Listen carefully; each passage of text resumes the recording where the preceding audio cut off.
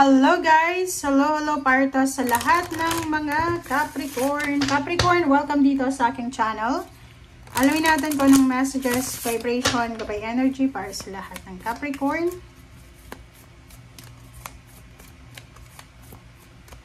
Okay. Capricorn, wow! First card mo is Ask Archangel Michael to help you with the situation.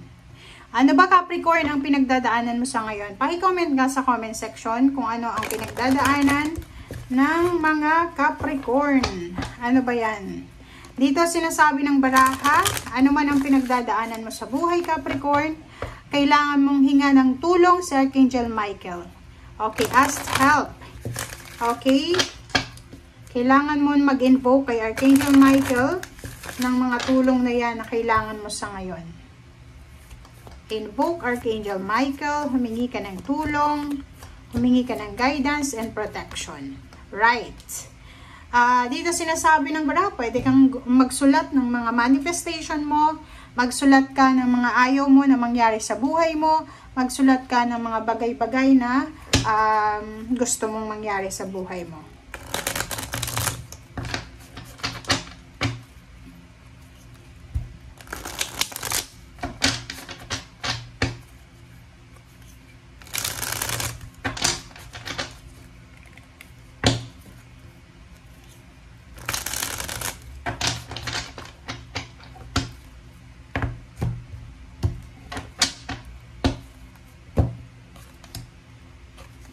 Okay. Eight of Swords and Page of Wands. Eight of Swords and Page of Wands. Sinasabi ng baraha sa'yo dito na kung sa kasalukuyan daw ay masyadong toxic yung environment mo, toxic yung situation mo, medyo hindi maganda yung takbo ng kapaligiran, huwag kang mag-alala. Okay? Huwag kang mag-alala kasi yung Page of Wands mo, sinasabi ng Page of Wands na kung ano yung pinagdadaanan mo sa ngayon, hindi yan yung final destination mo, and hindi yan yung future. So, ibig sabihin, kung ano mang nangyayari sa'yo sa ngayon, hindi pa yan talaga yung talagang para sa'yo. Okay? And at the same time, doon sa mga Capricorn na siguro ang dami yung regrets.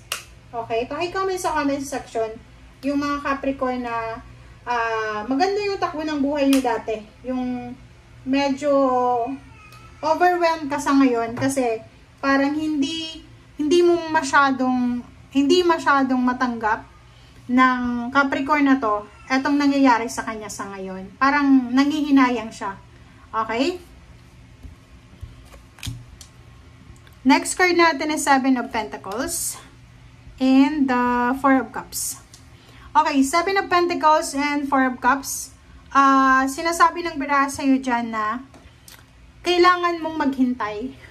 Nakakaloka yung mga baraha sa ngayon. Alam mo yung baraha ngayon, puro pinaghihintay tayo. Okay, Capricorn, kasama ka sa mga zodiac sign na kailangan maghintay. Okay? So, dito, okay, sinasabi ng baraha, ini-smudge ko sa'yo kasi para mawala yung mga negative energies mo.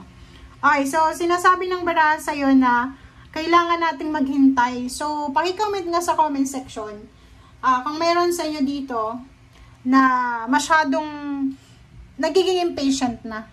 Natatagalan ka na sa success mo, natatagalan ka sa mga pangyayari sa buhay, natatagalan ka sa mga kung ano-ano na nangyayari sa paligid mo. Okay, next card natin is the Empress and Page of Swords. So, yun. Yung Page of Swords all about future. Sinasabi ng barahan na huwag kang mawala ng pag-asa sa ngayon. Okay, Capricorn? Nakakaloka ka kasi ang baraha mo for several days na parang pare-pareho lang na impatient ka, helpless, hopeless, parang ganon. Dito sinasabi na kung ano man tong restriction na pinagdadaanan mo sa ngayon, like financial restrictions, emotional restrictions, on the way ka na doon sa Empress. So, yung future mo, basta isipin mo na itong nangyayari sa'yo sa ngayon, pagdadaanan mo lang yan. Tatawanan mo na lang yung mga nangyayari sa ngayon sa future. Okay? Diba? Sinasabi sa'yo dito ng baraha na for the future, sobrang maganda ang takbo ng pera mo. Magiging sobrang masaya ka. Emotionally, financially, you will be super happy, super successful ka in the near future. Okay? Okay, next card natin is Temperance. Oh. Sabi sa'yo huwag kang masyadong maging aggressive, impulsive. Temperance ang kailangan mo. Pasensya. Kumbaga, hanapin natin yung contentment. Yun. Parang nakikita ko sa'yo dito, masyadong bored ka sa mga nangyayari sa paligid mo. Disappointed and bored ka sa nangyayari sa paligid mo. Parang gusto mong mag-quit. Gusto mong tapusin na. It's either in a relationship ka. It's either may asawa ka, may ka-live-in partner. And sawang-sawa ka na. Parang yung recurring pain and heartache siguro. Recurring situation. Paulit-ulit lang na situation. And parang nararamdaman mo na wala kang future sa karelasyon mo. Mag-comment ka sa comment section. Nakakaloka ka, Capricorn. Okay, so dito sinasabi sa'yo, Capricorn, ibalik mo daw yung sigla mo. Ibalik mo yung pagiging masayahin mo. Ibalik mo yung pagiging aggressive mo sa buhay. Kasi okay, aggressive ka, pero in other way. Aggressive ka sa success mo. Dati masayahin ka, nakangiti ka, ganyan-ganito. Tapos ngayon, namumroblema ka sa pera, namumroblema ka sa kung ano-ano. Dito sinasabi ng the Star and the Six of Wands na in the near future, malapit na yan, near future, isang victory and success, yung pangarap mo na yan sa buhay, ay makukuha mo yan. Kaya nga, di ba, ang sabi sa'yo ng baraha, everything happens for a reason. May timing tayo dito sa mundo. Hindi pwedeng sabay-sabay yayaman, hindi pwedeng sabay-sabay maghihirap. May kanya-kanya tayong timeline Like, eto yung kapatid mo mayaman ngayon, tapos ikaw naman yayaman next year. Parang ganun lang. So, dito sinasabi ng baraha na babalik yung sigla mo, babalik yung confidence mo, babalik yung trust mo sa sarili mo, yung wishes and dreams mo, yung victory and success, andyan na abot kamay mo na konting push na lang, pasensya ang kailangan. Ang Six of Wands mo dito is like graduation, retirement, salary increase, higher position, promotion, travel, relocation, andyan diba? So, sa kasalukuyan, sinasabi sir dito na ask help sa ating guardian angels. And at the same time, tulungan mo rin yung sarili mo.